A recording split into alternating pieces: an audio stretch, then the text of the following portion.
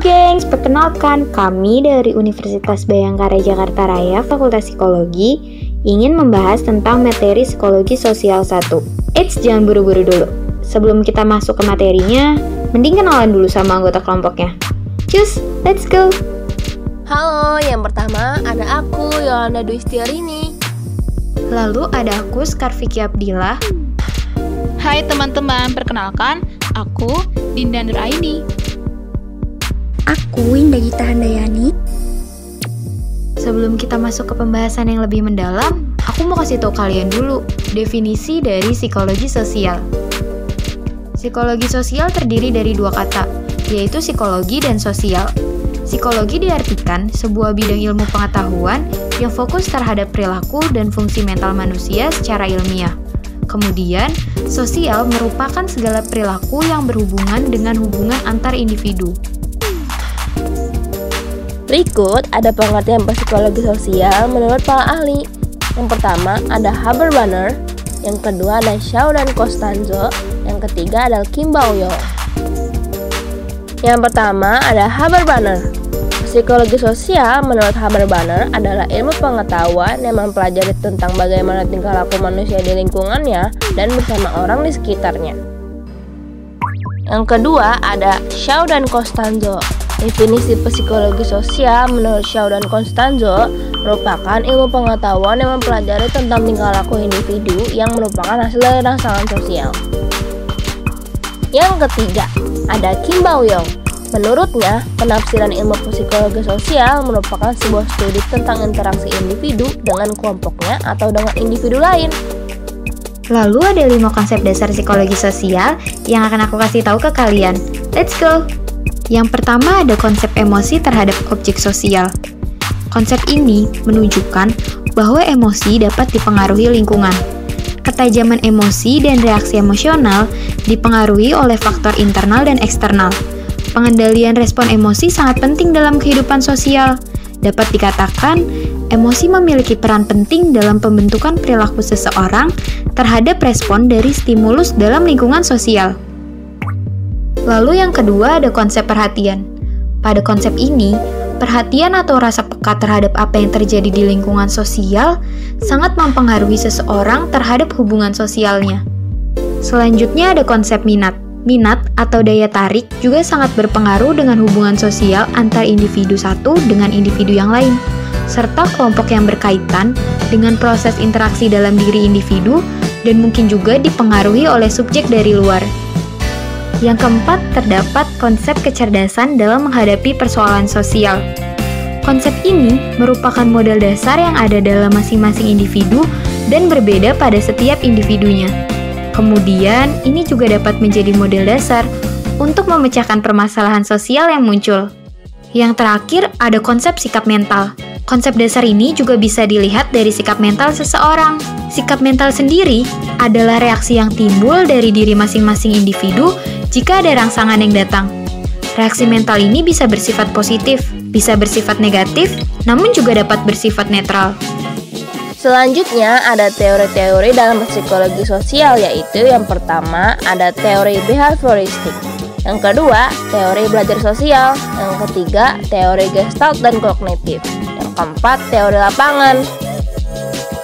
Yang pertama ada teori behavioristik. Pada teori ini lebih menekankan pada cara individu sebagai organisme yang membuat respon terhadap stimulus lingkungan melalui proses belajar.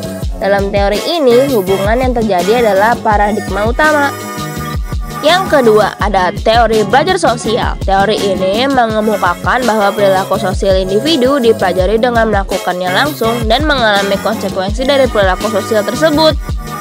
Yang ketiga, ada teori gestalt dan kognitif. Teori ini memandang individu sebagai agen yang aktif menerima, memanfaatkan, memanipulasi, serta mentransformasi informasi yang diperolehnya. Yang terakhir yaitu ada teori lapangan. Teori lapangan ini dikemukakan oleh Kurt Lewin yang mana pemikirannya berbasis lapangan atau ruang hidup.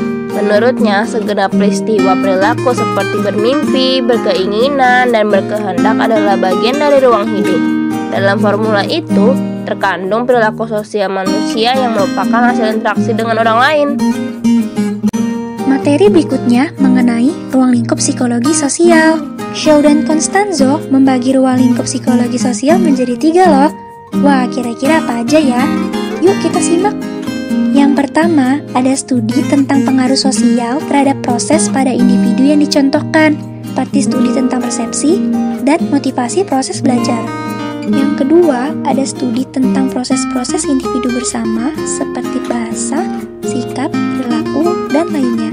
Dan yang ketiga, ada studi tentang interaksi dalam kelompok, misalnya kepemimpinan, komunikasi, persaingan, kerjasama, dan lainnya. Kemudian, apa sih manfaat psikologi sosial itu? Yang pertama, ada memberikan gambaran kepada manusia tentang bagaimana menjalin hubungan yang ideal antar sesama manusia sebagai makhluk sosial. Yang kedua, mencegah terjadinya konflik di antara kehidupan manusia yang disebabkan oleh ego dari setiap individu dalam hubungannya dengan masyarakat. Yang ketiga, memberikan solusi ketika konflik muncul di dalam kelompok masyarakat.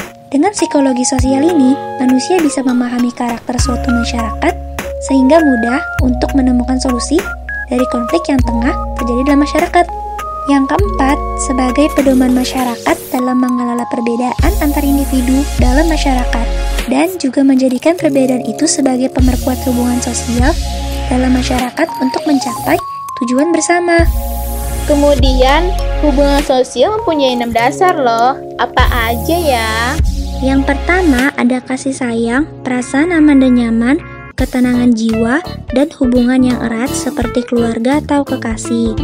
Yang kedua, integrasi sosial, perasaan berbagai minat dan sikap seperti teman atau sahabat. Yang ketiga, harga diri, perasaan ingin dianggap berharga dan kemampuan yang baik. Yang keempat, rasa persatuan, perasaan saling membantu ketika membutuhkan. Yang kelima, bimbingan, pemberian informasi dan nasihat. Yang keenam, kesempatan untuk mengasuh, perasaan bertanggung jawab terhadap kesejahteraan orang lain. Selanjutnya kita bahas yuk tentang interpersonal attraction atau ketertarikan antar pribadi. Let's go! Ketertarikan interpersonal ini adalah sikap ketertarikan seseorang pada orang lain yang berkisar dari sangat suka hingga sangat tidak suka. Ketertarikan interpersonal mengacu pada perasaan-perasaan positif terhadap orang lain. Ahli-ahli psikologi menggunakan istilah ini untuk mencakup berbagai pengalaman, termasuk rasa menyukai, pertemanan, kekaguman, ketertarikan seksual, dan cinta. Hal-hal apa aja sih yang mempengaruhi ketertarikan interpersonal? Yang pertama, ada hadiah atau ganjaran. Seseorang akan lebih menyenangi orang lain yang memberikan penghargaan atau ganjaran berupa pujian, bantuan, atau dorongan moral. Kita akan menyukai orang lain yang menyukai dan memuji kita. Yang kedua, ada similarity. Manusia selalu berusaha mencapai konsistensi dalam sikap dan perilakunya, atau kita cenderung menyukai orang lain yang memiliki sikap yang sama dengan kita. Dan jika kita menyukai orang, kita ingin memiliki sikap mereka yang sama dengan kita. Yang ketiga, ada komunikasi efektif. Komunikasi interpersonal dinyatakan efektif bila pertemuan antar pemangku kepentingan terbangun dalam situasi komunikatif interaktif yang menyenangkan. Efektivitas komunikasi sangat ditentukan oleh validitas informasi yang disampaikan dan keterlibatan dalam memformulasikan ide atau gagasan secara bersama. Yang keempat, ada ekspresi wajah, menimbulkan kesan dan persepsi yang sangat menentukan penerimaan individu atau kelompok. Misalnya, senyuman yang dilontarkan akan menunjukkan ungkapan bahagia, sedangkan mata melotot sebagai ungkapan kemarahan dan seterusnya. Wajah telah lama menjadi sumber informasi dalam komunikasi interpersonal. Wajah merupakan alat komunikasi yang sangat penting dalam menyampaikan makna. Dalam beberapa detik raut wajah akan menentukan dan menggerakkan keputusan yang akan diambil. Kepekaan menangkap emosi wajah dapat menentukan kecermatan tindakan yang akan diambil. 6. Stereotyping merupakan suatu cara yang banyak ditemukan dalam menilai orang lain yang dikelompokkan pada kategorisasi tertentu.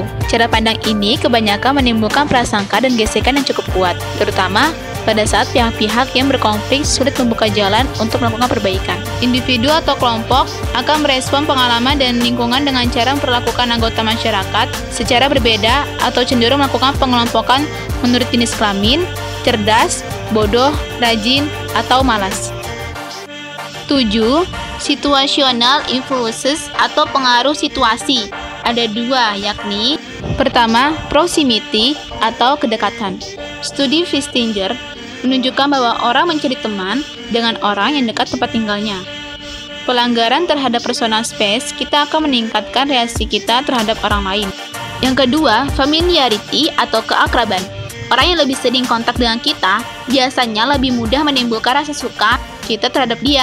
Kontak yang berulang-ulang dengan orang yang tidak kita sukai akan meningkatkan hostilitas. Kemudian yang kedelapan, physical attractiveness. Orang lebih suka berespon terhadap daya tarik fisik, adanya asumsi bahwa apa yang cantik atau tampan adalah baik. Orang akan membuat suatu kesimpulan tentang sejumlah asumsi kepribadian dan kompetensi, berdasar semata-mata hanya pada penampilan. Orang yang yakin dirinya menarik seringkali merasa tidak harus melakukan sesuatu usaha non-sosial yang berlebihan. Pencitraan wanita langsing dan pria gagah yang ideal oleh media meningkatkan ketidakpuasan orang akan tubuhnya. Berikut ada kesulitan sosial atau social difficult yang menyebabkan kesulitan seseorang berbaur dalam kehidupan masyarakat, yakni kecemasan dan kesendirian atau anxiety and loneliness. Kecemasan sosial dan kesendirian berkaitan dengan interaksi sosial yang tidak ber-reward. Kecemasan sosial adalah pengalaman emosional ketika kita tidak nyaman dengan kehadiran orang lain. Lalu, kita akan membahas tentang keberadaan orang lain. Menurut Robert Barron, tahun 1986, seseorang dapat mengalami kebingungan atau gangguan karena keberadaan orang lain.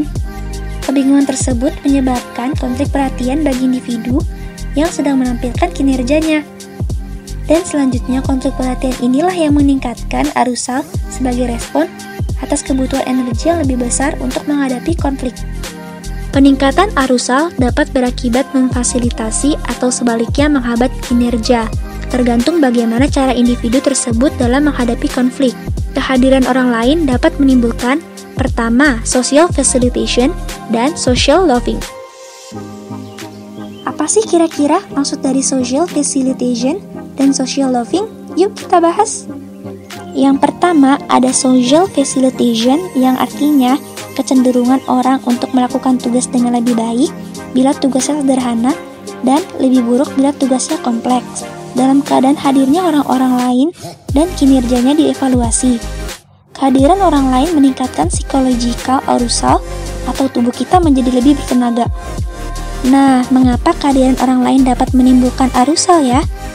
Ternyata penyebabnya ada 3 loh, yaitu pertama ada alertness yang artinya kehadiran orang-orang lain dapat membuat kita lebih siaga. Yang kedua ada evaluation apprehension yang artinya kehadiran orang lain membuat kita lebih peduli akan penilaian orang lain terhadap diri kita. Dan yang ketiga ada distraction conflict yang artinya kehadiran orang lain dapat mengalihkan perhatian kita saat menyelesaikan tugas. Dan yang kedua ada social loving yang artinya kehadiran orang lain membuat kita mengalami arousal. Bila bersama orang lain berarti kita dapat bergabung dalam kelompok dan menjadi kurang dapat diperhatikan. Sedangkan bila kita sendirian, kita menjadi lebih rileks. Kita menjadi kurang peduli bagaimana penilaian orang lain dan kurang berusaha keras.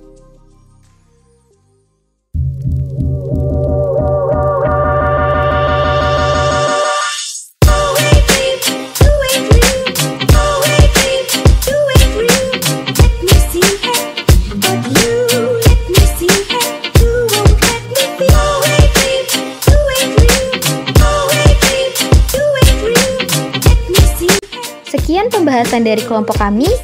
Thanks for watching. Don't forget to always wear your mask, keep social distancing, and wash your hand. One more, don't forget to be happy and stay healthy. See you, bye-bye!